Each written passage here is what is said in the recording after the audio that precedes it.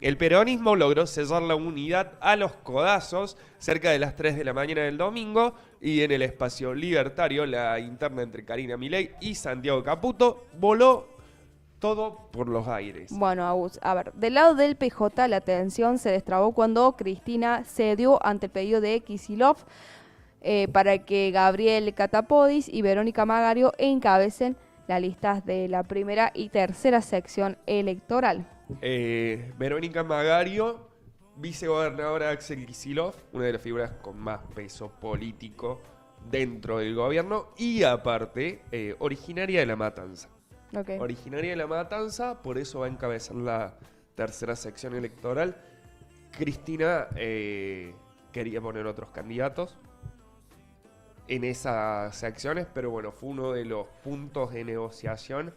Finalmente, después de equilibraron, se terminó quedando con 5 secciones Massa y Cristina y con 3 secciones el Kicillofismo, que ahora se llama Movimiento Derecho al Futuro. Bah. Viste que siempre le ponen nombres compuestos Sí, súper sí, complicados. sí. Ya cuando se empiezan a llamar... Cuando hay sujeto y predicado está complicada la cuestión. No, somos un movimiento ultra progresista, pero socialista, con ramas del peronismo. Dale, flaco, ¿qué mierda sos? Bien, la jugada fue impulsada por Sergio Massa, que buscaba consolidar la alianza con el gobernador y, por supuesto, evitar todas estas discusiones que hablamos, con la tensión que había, digamos, con Kicillof y todo el entramado político detrás. Por el lado... Hubo momentos de la tarde del sábado. Sí. El sábado era el tiempo límite para presentar a las 12 de la noche todas las listas. ¿Qué pasó? Hubo un corte de luz que obligó a la Junta Electoral a hacer una prórroga casualmente muy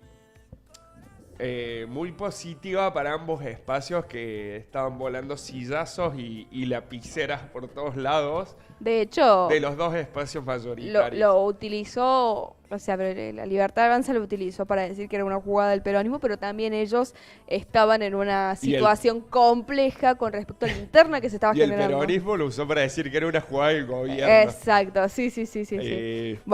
A ambos les sirvió, digamos, al peronismo y a Libertad Avanza les sirvió el tema del corte de luz. Bueno, hubo momentos de ruptura real con órdenes cruzadas y acusaciones de traición aún. Incluso se gestionó una prórroga en la Junta para evitar que el cierre termine en escándalo. Finalmente, la lapicera equilibrada, Axel encabezará 3 secciones, la Cámpora y el Masismo 5. Por el lado del peronismo, eso, las 2 secciones más populosas donde se define un poco la elección de provincia de Buenos Aires, o al menos donde todos están poniendo los ojos, es la primera y la tercera. En la tercera, contra Verónica Magario, la Libertad Avanza pone un candidato de Juntos por el Cambio, puramente de Facundo Manes. Bien. ¿Eso en dónde, perdón? En la primera. En la tercera. En la tercera. Va a ser una elección jodida, que va a plebiscitar un poco lo que va a pasar en octubre, y que de ganar la Libertad Avanza, en su lógica y en su retórica de gobierno, es la llave para la reelección de Javier Milei. Si ellos logran ganar en esta y en la de octubre, provincia de Buenos Aires, creen que tienen la llave para reelegir por 4 años más en el 2027. Desde el lado del peronismo creen que el golpe tiene que ser ahora. Más allá de que no se ganen todas las secciones electorales, quieren ganar la primera y quieren ganar la tercera. ¿Y a la tercera quién? Que ahí es donde se juega la elección de verdad. Perdón, por parte de la Libertad Avanza, ¿Leila puede ser? ¿Se sintió el nombre? No va. ¿Al final no va? No. Bien. Desde el lado de la Libertad Avanza también hubo un campo de batalla. Sebastián Pareja, el armador de Karina Milei en la provincia, se atrincheró en un estudio jurídico del microcentro y decidió las candidaturas sin consultar al sector de Santiago Caputo. Solo respondía mensajes de Eduardo Lule Menem. Caputo, desautorizado y furioso, denunció que su espacio, denominado las Fuerzas del Cielo, quedó afuera del reparto real del poder.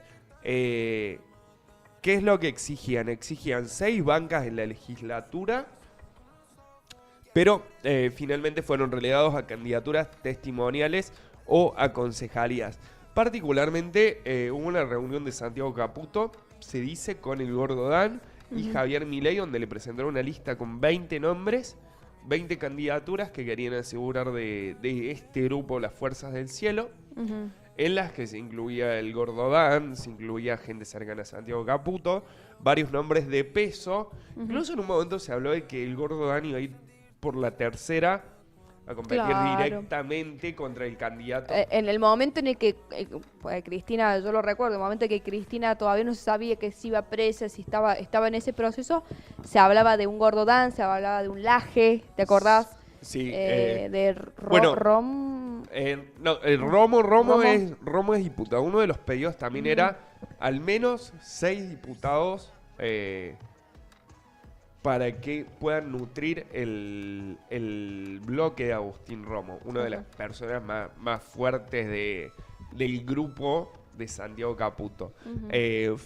Fue una sangría, una carnicería, igual que el peronismo. La Libertad Avanza también fue una sangría. En el sur del conurbano, Nahuel Sotelo, que era el candidato que querían poner a competir en la tercera, era el candidato de la Fuerza del Cielo, un pibe joven, youtuber, de esa banda, de toda esa banda. Quedó quinto en la lista. Mientras el ex comisario Bondarenko, cercano al PRO y a Facundo Manes particularmente, es quien encabeza la lista. De esta alianza de la Libertad Avanza con el PRO. De esta alianza de la Libertad Avanza con el PRO, con los radicales. Hay un poco todos mezclados. Pero sí, es una jugada de Karina y de Menem y de pareja en esta interna que hubo. De hecho, hubo amenazas de romper el gobierno. Twitter era un derrame de sangre. De hecho, vi mucha ausencia de a ver, particularmente estos nombres, estos tuiteros más conocidos. Sí. Vi mucha ausencia teniendo en cuenta que era un cierre de listas, ¿no? Que las opiniones, las cosas, todo. No hubo incluso amenazas. Hubo silencio total. Hubo incluso amenazas de romper el gobierno. Entonces, fue un cierre frenético. Fue un cierre frenético como suelen ser los cierres de listas. Y todavía lo que falta, ¿no? Porque no creo que Santiago Caputo particularmente se quede en el molde tras estas decisiones. El que salió ganando fue el pelotudo de Santilli, que se llevó más puestos de los que le hubieran correspondido. En la alianza se terminó llevando muchos más puestos el PRO por cesión de Karina.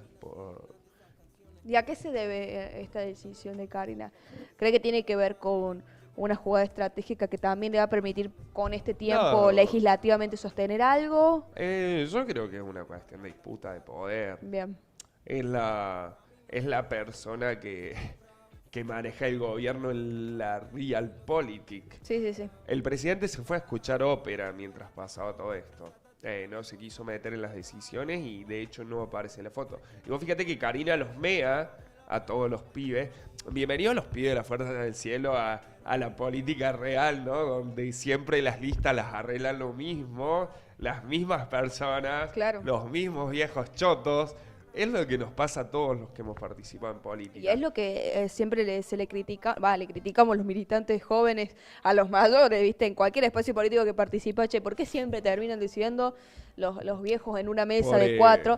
Y pasa. Bienvenidos a la política real, donde 4 viejos chotos deciden una lista de 20 distritos. Y también deciden las alianzas, por supuesto. Por supuesto. Bueno, esos viejos chotos fueron Karina Milei, Diego Santilli, Sebastián Pareja, Lule Menem, y no sé quién más figuraba en la foto. ¿Y Manes también se dio un poco o algo que dicen? Gente de Manes. Ok, no Manes particularmente, no hubo nada de Manes. No. Ok. De hecho, Manes está en el frente de centro, la gran avenida del centro, con Schiaretti, con Bien. Margarita Stolbizer, y el compañero Pichetto, el compañero Monzó y todos los que integran ese espacio de centro. Una noche frenética que finalmente el peronismo consiguió, con gritos, presión y pragmatismo, cerrar las filas y ordenar su propia interna, mientras que La Libertad Avanza mostró su peor cara, una estructura sin conducción política clara y dominada por una lógica sectaria. Bueno, sí, a ver, del peronismo se esperaba que, digo, de una sensación como una persona pues, que vive el día a día, ¿no? Del peronismo un poco se esperaba que hubiese discusión, que hubiese ahí como una batalla, un debate, porque viene hace rato roto, tratando de rearmarse, con muchas discusiones, más malo que bueno, sobre todo. Sobre todo el peronismo con una discusión identitaria. Totalmente. Existencial prácticamente. Sí, particularmente es una discusión más filosófica que otra cosa. Y por ahí se esperaba que hubiese este tipo de discusiones, como siempre las hay. Lo que sí me sorprende es, por parte de La Libertad Avanza, cómo dio esa vuelta de rosca tremenda, Karina, con esta alianza, y cómo ya lo tenía pensado, porque Karina, todo esto ya lo tenía analizado, pensado y charlado, ¿no? No vamos a decir que, mira, Santiago, estamos acá porque estamos discutiendo el último momento. No. Ella, yo creo particularmente, ella ya lo tenía pensado, sabía más o menos para dónde mover el caballito. El tema es, la comunicación a Santiago Caputo iba a ser complicada y se tuvo que dar en este contexto. Lo que pasa que el enojo de Karina viene porque esta interna entre los Menem y Caputo viene ya con una larga data. Y Karina lo acusa a Santiago Caputo y a la Fuerza del Cielo de la operación mediática donde se acusó a los Menem de recibir... no se los acusa, está comprobado que la familia Menem, muy cercanos a Martín Menem, recibieron una concesión millonaria de 1.000 millones y no sé cuántos de pesos.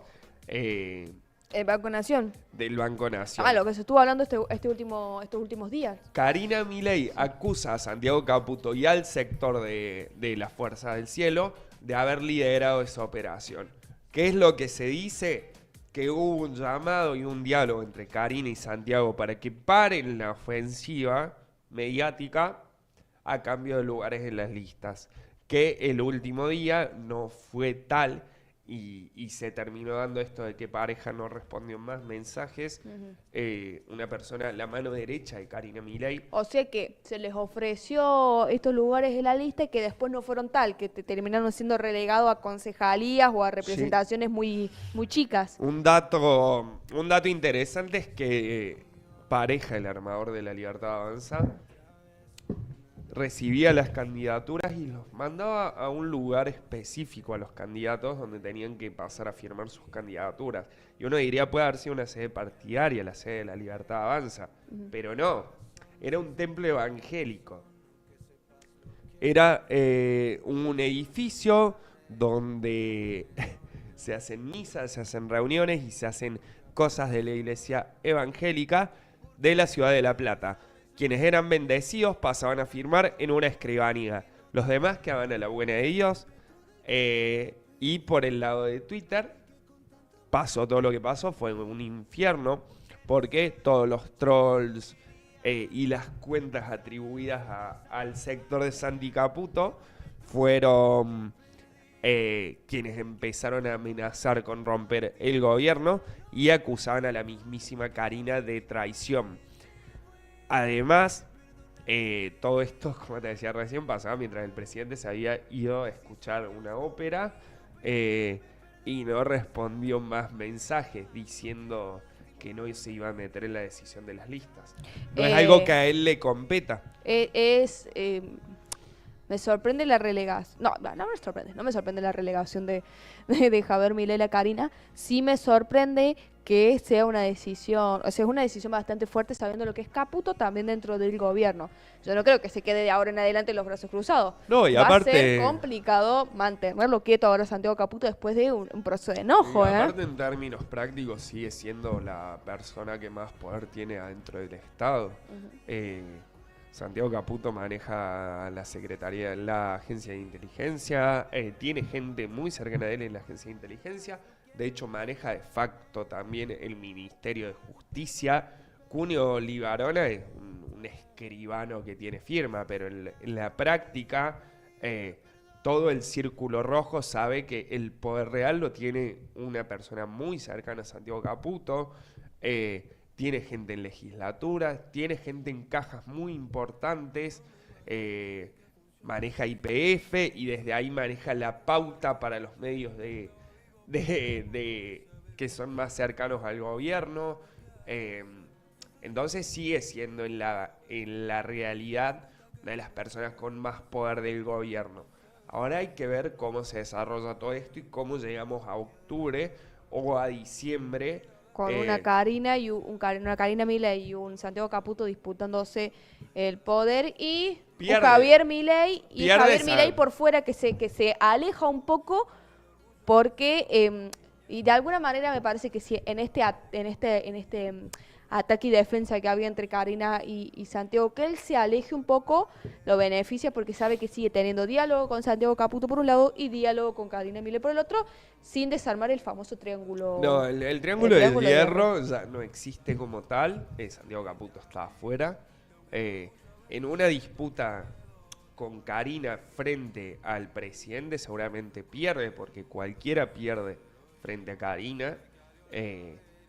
Pero obviamente que no va a ser un tema que quede acá, ni que no nos vaya a dar más noticias de acá unos días, unas semanas. Va a ser un tema la interna libertaria ahora y sobre todo la interna del gobierno, porque un poco dentro de todo Santiago Caputo es la persona que garantiza la política, la negociación, el consenso dentro del gobierno. Sin Santiago Caputo en el medio quedamos en manos de lo esotérico, en manos de las cartas, en manos de los animales que hablan desde el cielo, en manos de Dios,